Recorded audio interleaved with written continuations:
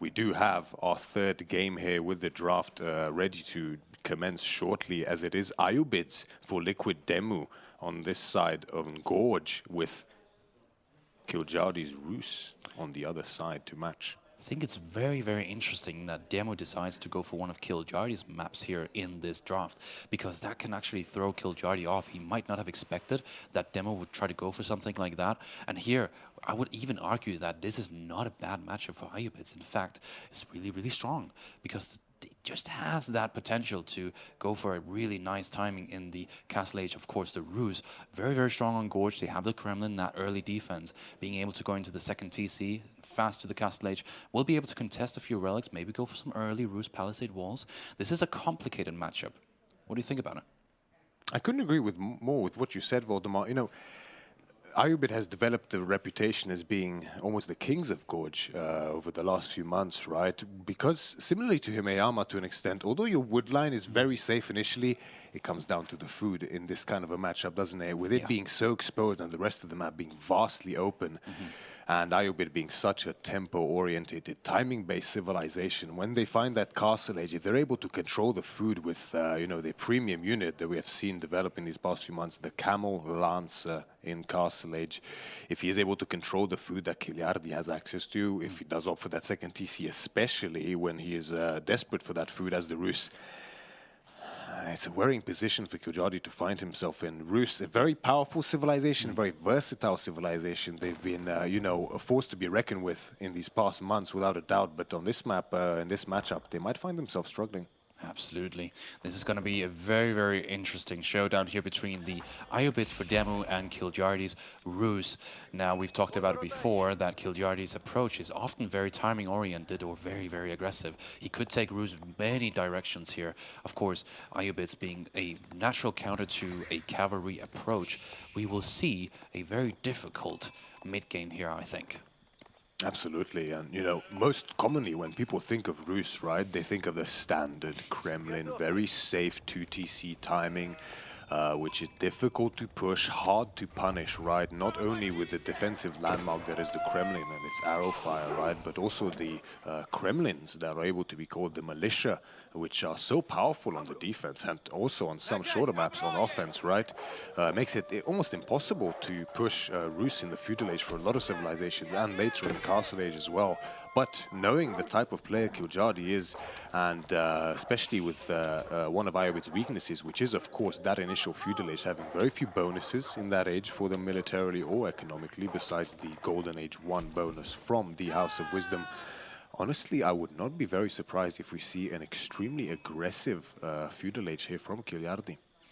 We can see already 190 bounty coming in from Kiljardi. It's going to be a very, very good tempo advantage to get here. He's going to be able to go to the feudal age easily very soon, and that's with the wheelbarrow. So he's going to have the eco lead early. That can easily transform into a very feudal age aggression play here. Looking at the map layout, it's very interesting to see that Kiljardi has both his deer camps in the top, the boar, and 2 golds plus wood and berries. He's going to be able to direct most of his base towards the north, and this is going to be crucial when it comes to dealing with the mid-game and those Camel Lancer raids. So even though that the Rus have good defense in their palisades, it's going to be a smaller area now that he has to defend, and that's going to be good because that means he has more leverage to go and go for his own raids against the Ayyubids. Now, for DeMu, of course, playing as the Ayyubids, he's not able to eat the boar. He can eat the deer and the boar and the berries, but his layout is way more spread out. We can see he has a lot of stone in the bottom, some wood, a relic, berries, and the deer.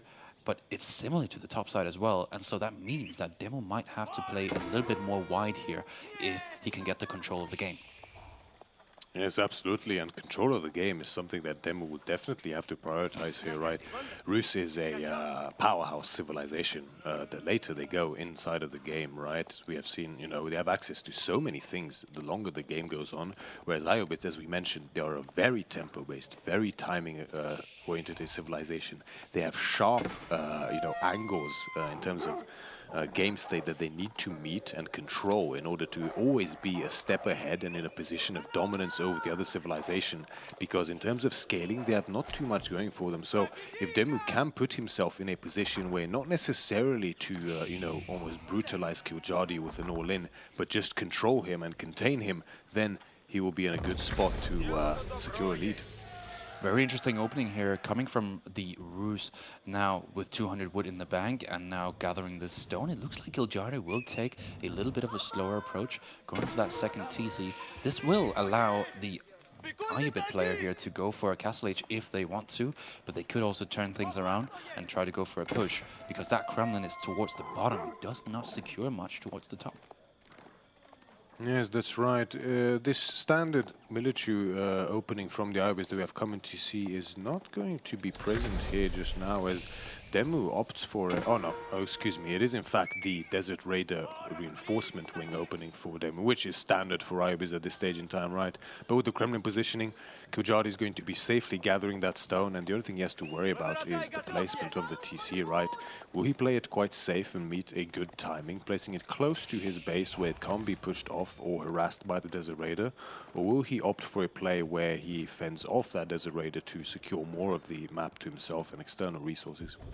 That's a very good question. We see the second TC has already been dropped here, so we might find our answer very quickly. It's going to be very, very difficult for him to try to put a second TC on the dealer or even on the boar should he greed it out and go that far, because the Desert Raider is out. He gets a Desert Raider every second minute. That's 180 resources equivalent. So a very, very good tempo advantage for DeMu. I would say that the Desert Raider has already paid off here, because now the Ruse player has to play super, super small and very, very like contained in the base just by this one unit. It's tough, isn't it? So tightly formed Kiljardi's base is at the moment, and with his opening he just doesn't have much choice, right? The power of this Desert Raider so early on for the Ayyubids, controlled by DeMu, is just, as you can see, manifested here, right? Although Ruse typically would love to expand further with that TC onto the deer, onto the boar potentially, and secure as many resources for himself as possible, the timing is just simply lost if Kiljardi opts for some units, which he would have to in order to be able to place it in such a position. And by that time, the Ayyubids would already be firmly on their way to Castle Age, as Liquid DeMu is macroing for right now, already halfway there, and soon enough able to click up. Absolutely. Now, Kiljardi has a lot of food in the sheep, and he has the berries secured as well. He will be working on the relic defense from now on, as we see the stable and the barrack has been dropped in preparation for what will most likely be a Camel Lancer and Archer composition. We don't know yet, but it seems that that might be the approach here for DeMu going Castle Age now. Desert Raider still here, fending off the scouts. It's going to be tough for Kiljardi to find out the info that he needs, but a lot of the times we see these Ayyubid players, they play this very, very Camel Lancer heavy style, and I do sometimes think that can also be a problem for them, because ending up with a 2DC Feudal Age player, all you need is spears. You need spears to deal with the Camel Lancers. That's a cavalry unit. And so if Kiljardi can build up that win condition through the second TC, giving him enough economy to comfortably go into the Castle Age without taking losses and having a standing army, the Ayyubids will have to find some damage. It's going to be a tough one. Great points there, Voldemar, without a doubt, right? I mean, many people seem to forget that the Camel Lancer, although is a knight unit, in essence, it is not the same type of a knight as most civilizations have access to. Most notably, the Camel Lancer has a very powerful long-range charge that also has a shorter cooldown, which allows it to do an immense damage, almost like a sniper at long range when it goes into these villages, and also units that don't counter it. But as a result of it, it is actually weaker in direct hand-to-hand fighting compared to knights, which is its counterpart, right? And against spears specifically, they don't much care about getting charged at all, do they, right? Especially at shorter ranges when the charge actually deals less damage from the Camel Lancer compared to a knight. So DeMu, if he does decide to go for the Camel Lancers here, will need something else to be able to deal with these spears that are actually already pushing onto his side of the map. Absolutely. It is that Spear and Camel Lancer marker that's going to decide that mid-game if we end up playing that.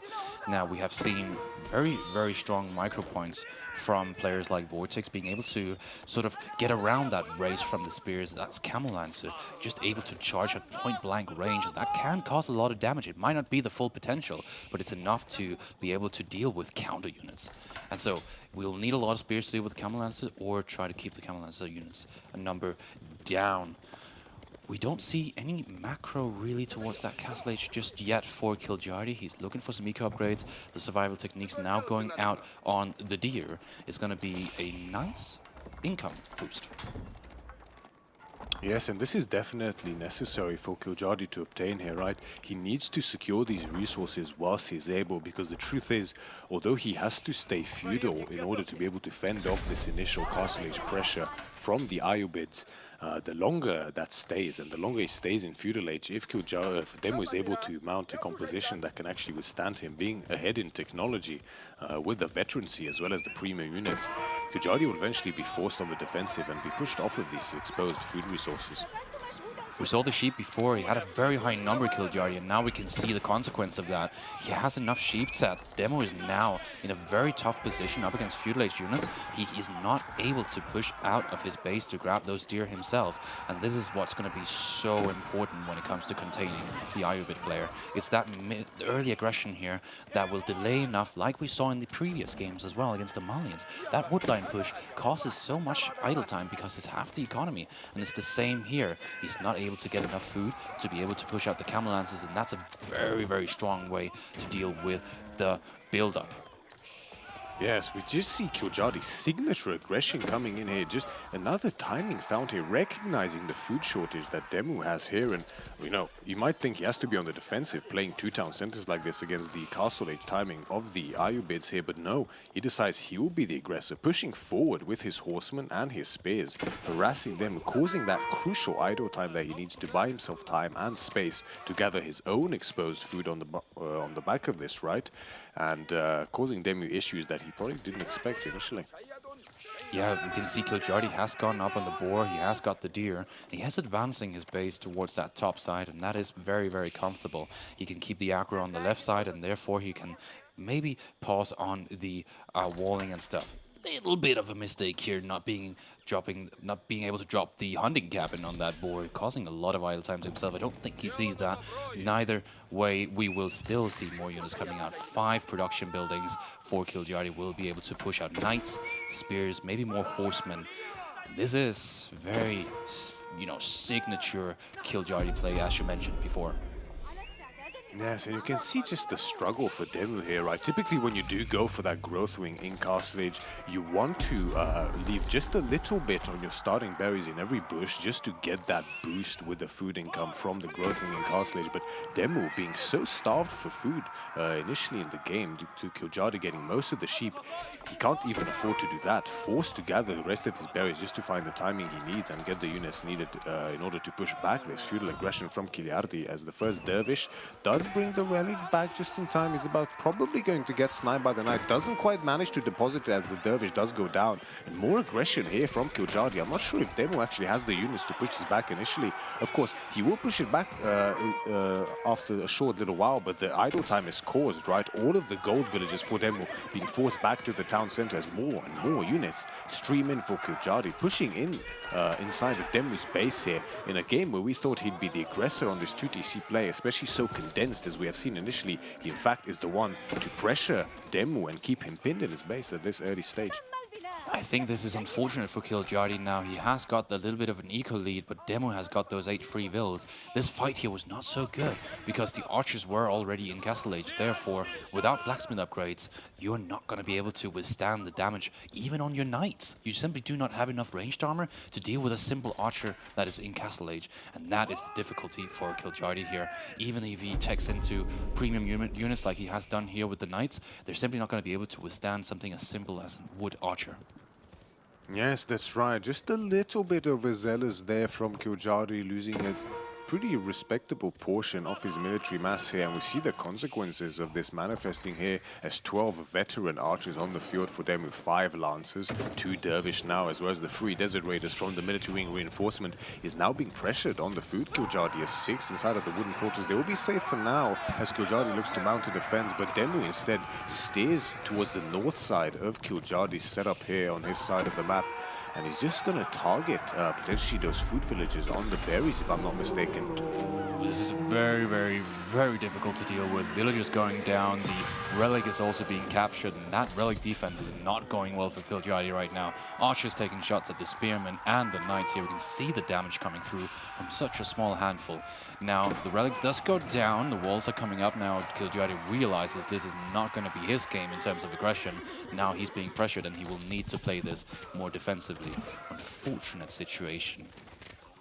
Yes, 4 villages go down there on Kiljardi's side, and that does hurt, right? I mean, the 2TC scaling from Roos is certainly something he wants to maintain in terms of villager lead, but due to the growth wing from DeMu in Castle Age, 8 free villages from the age up is certainly significant, so it offsets the villager lead that Kiljardi has built somewhat, and combined with these losses, it's certainly quite painful for Kiljardi. Now, these knights try to find some damage on the back side, but they don't quite connect or find anything meaningful. One goes down, the other one takes some damage.